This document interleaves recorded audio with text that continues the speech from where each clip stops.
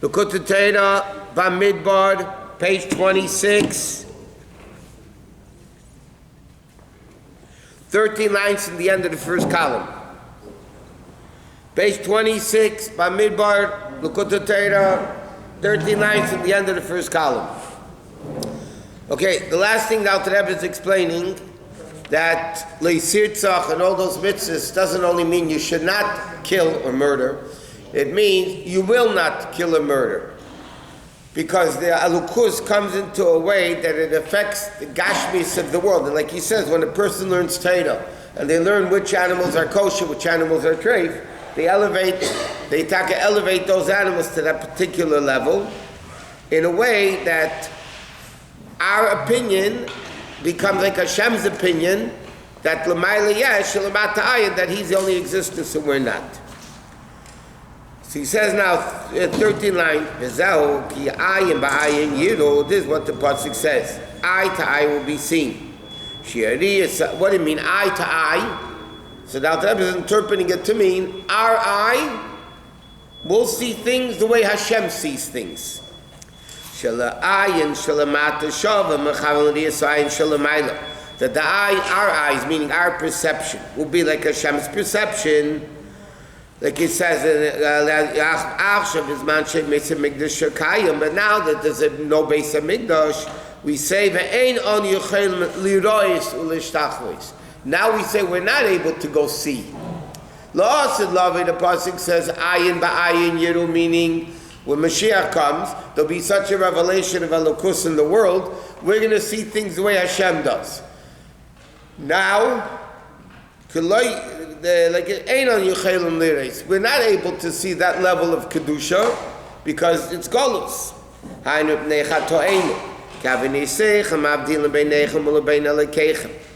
Because the pasuk says, your Aveda separate you from Hashem. Pirush of an Eisahevdel v'hefesh, that it makes a separation between Riyas Ayin Shalachem, between your seeing, lebein Riyas Ayin Alakechem, between God's seeing. Shaydei, that through this, that we sin, Kutshebrichu Salaka El Hashem goes away from the world. V'nor Yechare v'Yavesh, and the river dries up. Yechare Beisad Bayis Rishon. The double expression is it's going to Yechare v'Yavesh, mean Chare b'Bayis Rishon v'Yavesh b'Bayis Sheni, meaning Afilu b'Chinas Bayis Rishon. Even the first, and again, everything that's called the same name is interconnected. Bayis Rishon is connected to Bereshis Baralikim. So he says, what does it mean? The level of Bereshis Nami Maamar is a level of Chochmah, Yechad v'Yistalik. It will not have, and that it will cease from being. Hamshach is Gil Elokus, he is brought the revelation of Elokus, Umikosh Ken Sheyavich Bayesheni, which is Gil Amidah Shebulavavu. The Alter Rebbe explains like this. At the time of the first Beis HaMikdash was the revelation of intellect of Hashem. Second Beis HaMikdash was the revelation of the Midas of Hashem. It's going to dry up, meaning that level of Seichel, of Elokus revelation will be stopped, and the Midas revelation of Elokus will be stopped. And the third one? That's going to be back to revelation of ultimate, of everything together. And he says, what makes the Gilui come back? In other words, sin causes the revelation to dry up. But David told him tshuva. Shaydei tshuva maisim tevim, through tshuva maisim tevim, yizgala Likkutei, will be revealed the revelation of Elokus. Hainu aidei meridos nafshu, through the embitterment of the soul. Be a memori to be a person of reckoning. Kamei shahib mitzrayim, like it says, vayimoros chayeha. Bavei de kosher, they had the level of meridos. Then zach betal shavasim el Hashem. In other words, just like it was by Mitzrayim, what caused the Yin to cry out to Hashem to do tshuva? It says, vayimoros chayehem. They had such a bitter life. The bitterness, merirus, caused a level of tshuva. What does bitterness mean? Like we just learned in Tanya. Merirus is not sadness and depression. Merirus is making a reckoning where I should be and where I am. And that I could reach where I should be. So that doesn't cause depression, it makes you go home and go to sleep and that's it, and do nothing. Meridus, embitterment means, the way the Alter Rebbe explains it in Tanya, I'm embittered from where I am and where I should be, and I realize I could get where I should be. That's the concept of stimulation of tshuva. So he says in Kitteh, Tachas in Yad Torah v'Mitzvah, the ultimate purpose of Torah mitzvahs. The Yiras Hashem, Yiras Hashem Kadesh. Hainu, what does it mean? Fear and awe and bittul to Hashem. Hagili K'mei Shalamayl Hayesh Ulamata Kain V'Efes Mamish, that we should have the same approach. Like Hashem does, that He is the real existence and we're nothing. And that's the advantage of over what Avraham Avinu did. And he explains, is a commandment and a promise.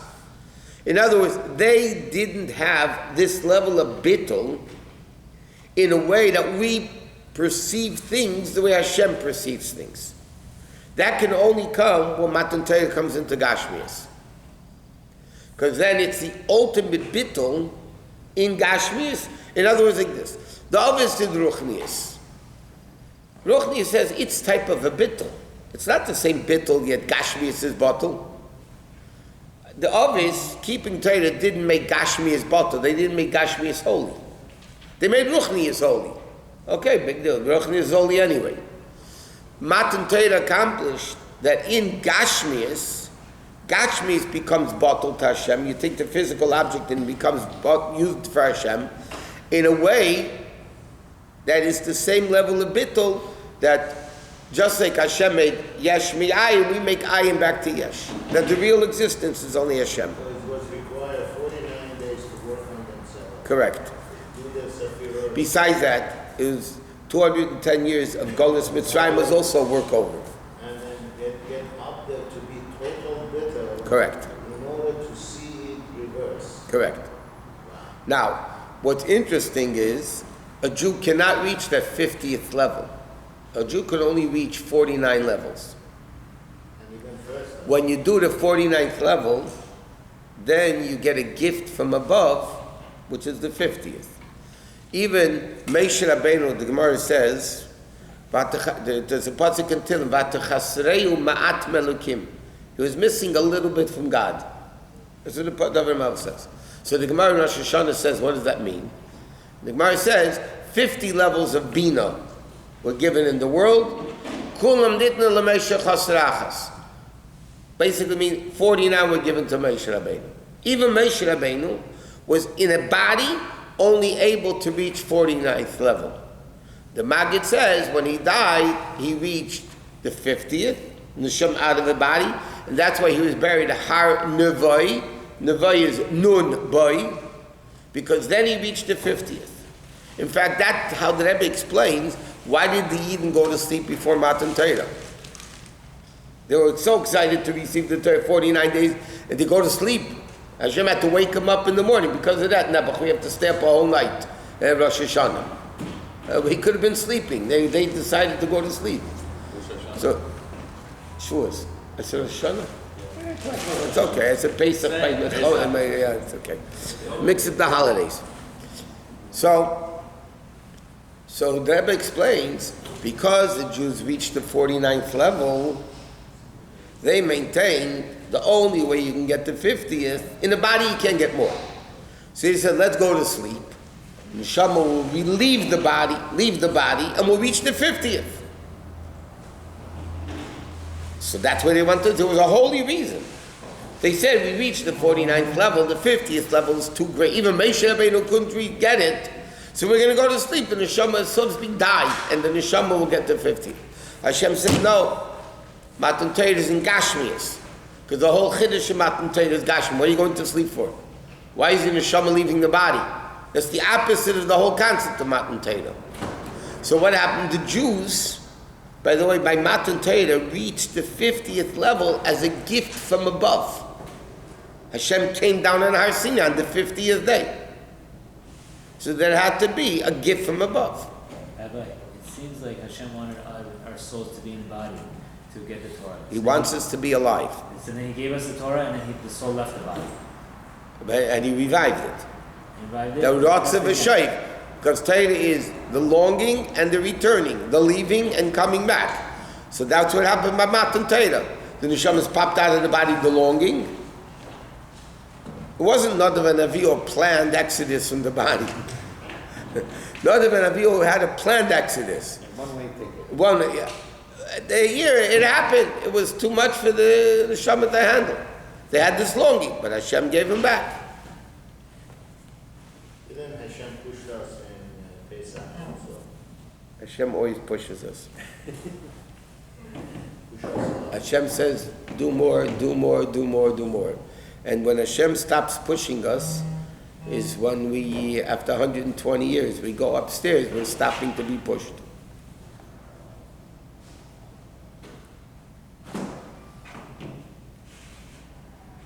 So the difference between From all the Rabbeim, the one that you see in the Sichos, and pushing more and more was the Rebbe.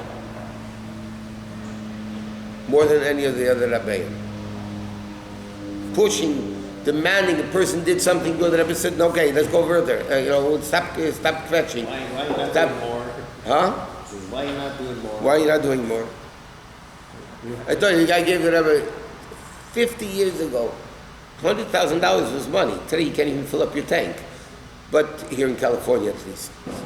The guy, Weiss, gave the Rebbe $100,000. First time he came to the Rebbe, the first time, he put on $100,000 in for tzedakah. And the Rebbe said to him, it's a good beginning. Normally, oh, thank you so much, oh. The Rebbe said to him, the Rebbe was a realist. He didn't care who it was. The Rebbe, it's a good beginning. You did something? Or the lady, this is in dollars. You see a lady came over to the Rebbe. She said, I just helped getting a $250,000 grant for Chabad, for whatever. The Rebbe smiled and said, you expect me to be happy with that? The Rebbe was, first of all, the Rebbe was a gentleman. I mean, par excellence. Yeah, a lady, a fremde, not even a Lubavitcher. A fremde lady says, say thank you, it's so nice. But the Rebbe said, the Rebbe didn't do that stuff. The Rebbe said, do you expect, he smiled, and he said, do you expect me to be happy with that? Because as much as a Jew, what does the Rebbe do? A Rebbe guides us. You do? Very good, now go do more. Obviously, if you did this, you could do more. So Hashem pushes us, by the way, in life, doing Torah mitzvah. There's no vacation from Torah mitzvahs. There is never a vacation from Torah mitzvahs. But we have to push ourselves. I thought that's the best thing. Yeah, but who gives us the koyach to push? Who says Adam ki Yaakov is vayikra el Moshe? I'm sure there are instances that already encourage people. Encourage To do more, to do more. right? Encourage it. No.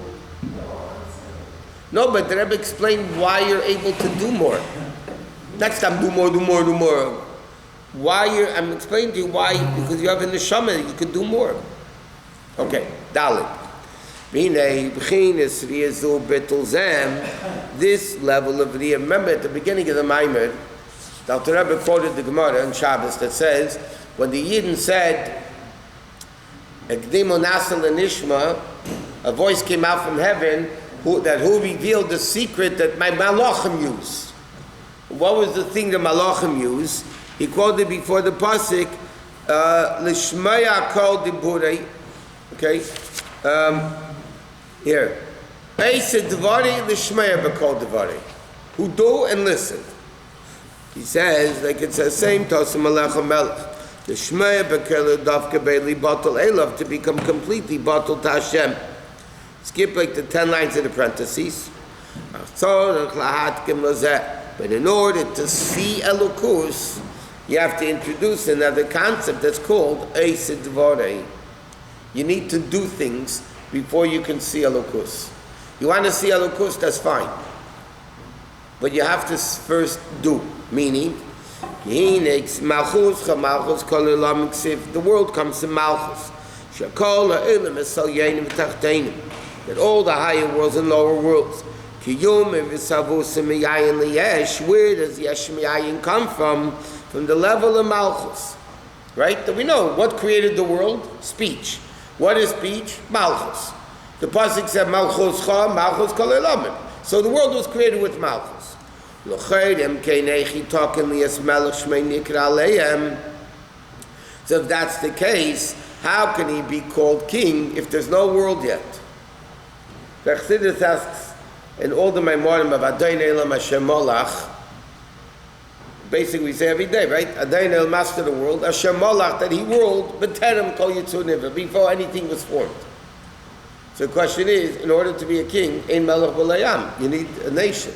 How can Hashem be a king before the level of world?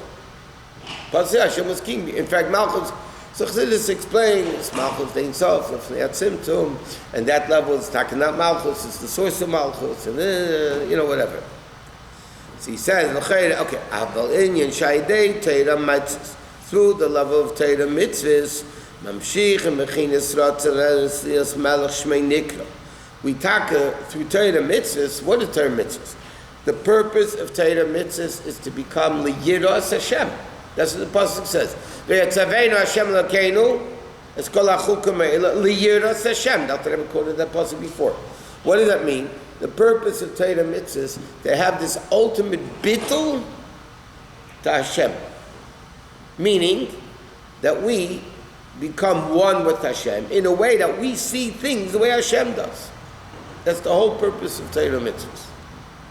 It's not because Hashem pats himself on the back, look at all those suckers that listen to me, and I'm so good, The whole purpose of Dira B'Tachteinim is that Yidden through Torah mitzvahs should come to the level of bittul in such a way, the ultimate level of bittul, that we see things the way Hashem does. That the only thing is Hashem, Einoid Mulvadai. The whole purpose of Torah mitzvahs, use your language, the whole purpose of Torah mitzvahs is Einoid Mulvadai. That's the whole purpose of Torah mitzvahs. But it has to come into action. You want to come to the level. You want to come to the level that you're so bottled to Hashem, that ayin ba'ayin, you see the way God sees things. That's only through action. That's why first the pasuk says, Eisa devarei, by the malachim. You see, and then you do, I said you do, and then you see. Meaning you see or you understand. So that's why he even had to say Nasav and Ishma. Because the introduction of Nasav and Ishma basically means, what did the Jews come to, so to speak, tomorrow, Erev Shavuot, is when the Yidden said Nasav and Ishma. Which means the Yidden realized and reached the level after 49 days of Sfira, refining themselves, that the ultimate purpose of Matan Torah is to come to the level of Nasav and Ishma, the ultimate level of Bittul, Torah mitzvahs, Nasa, action, to come to the level of Nishma, to come to the level of seeing Elokus. Now where did that come from? Where did Yidden get that level of being able to realize that realization? So according to Chassidus, it's Kaf Aleim HaGegigis. Hashem held the mountain over their head, not like Taisus learns, that it was after Nasav and Ishma. Because Taisus in the Gemara, we learned this. Taisus in the Gemara asked the question, when the Gemara says, Hashem held the mountain over their head and said, do or die, So Taisus, but the Jew just said Nasav and Ishma. What does he have to force them? They already said Nasav and Ishma. So according to Taisus, which is one opinion in the Medrash, first the Yidden said Nasav and Ishma, and then he held the mountain over their head. Taisus said, maybe they'll get scared, they'll change their mind. Or like one modern commentator puts it in a very interesting way. He says a pilot, before he takes off, has an option not to fly the plane. Once he takes off, he's in the air, he doesn't have an option anymore. So, I changed my mind. I don't want to fly the plane. Before you fly, Hashem says to the Yidden, before you accept it, you have a choice, yeah or no. Once you accept them, tell you Nasav and Ishma, it's too late. But Chassidus explains, like the other Medrash, that says, no, the mountain over their head was before Nasav and Ishma. And Chassidus explains, what's the level of Kaf Aleim Har Kegigis? The level of the mountain over their head was a Gilui Milmaila of Makif that allowed the Jews to reach a level to say Nasav and Ishma. It allowed them to reach that level of Nasav and Ishma. They were forced to. No, that's what I'm saying. That's the way Taisus and that. But according to Chassidus, they weren't forced. Kafali Markigikis mean Hashem held the mountain over their head, giving them the koyach to reach that level of bittul of Nasiv and Ishmael, of bittul of the way Hashem sees it, we see it. It's like an atheist in a foxhole, Rabbi. It's like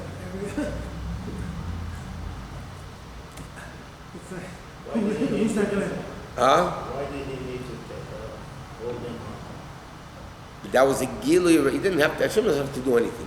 Why he held the mountain over her head? He could have just pressure it, and he says, "Be your mind, you accept it, you accept it." No, it wasn't pressure.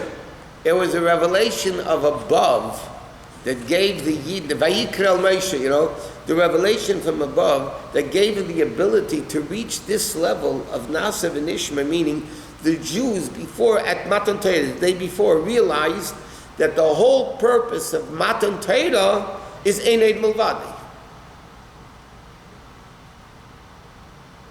Ask any religious Jew that doesn't learn Chassidus. What is the purpose of Torah mitzvahs? Hashem said so, we connect. There's nothing to do with bittul. Yeah, I'd rather do something else, but Hashem told it, okay, I'll give him a few minutes a day. According to Chassidus, it's a whole different story. The whole purpose of Torah mitzvahs is not only to connect Hashem, it's to reach a level that you realize that the world is Eined Milvadi.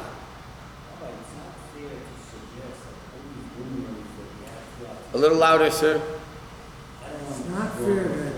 Well, it's going to go on this thing anyway because I'm going to make fun of it. I'm saying it's Not fair to suggest that all these luminaries that we have throughout history, that they didn't get it right until the Hasidim came. Did I say they did? Right. Whoa, hold a second. Did I say they didn't get it right? Does it speak? I'm not talking about, did I speak about the luminaries? What do you mean when you say until Hasidim came, they did not know? I mean, I think they were all so ignorant and so shallow. David HaMelech is a chassid. So that's what I mean. What do you mean they didn't get nobody else until Hasidim came? David HaMelech was Okay, because what you're asking is a question that the Rebbe asks in the Sikha. I'm not asking, I'm stating. I understand. So I'm going to answer like a Jew with a question. If Chassidus was so important, why was it only revealed a few hundred years ago? How did they live before Chassidus? The answer is in the medical world. Yeah. Before there's an illness, you don't need a remedy. Before COVID, they didn't need COVID remedies. Before AIDS, they didn't need AIDS remedy. When an illness comes into the world, that's when you need the remedy. Before the illness comes into the world, people were able to live without the remedy. Correct? You want to listen? Listen. Before Chassidus was revealed, first of all, Chassidus was given a Matan Torah. Before Chassidus was revealed, the world was on a much more spiritual level, to the extent they were able to attach themselves to Elokus without having the learning of Chassidus.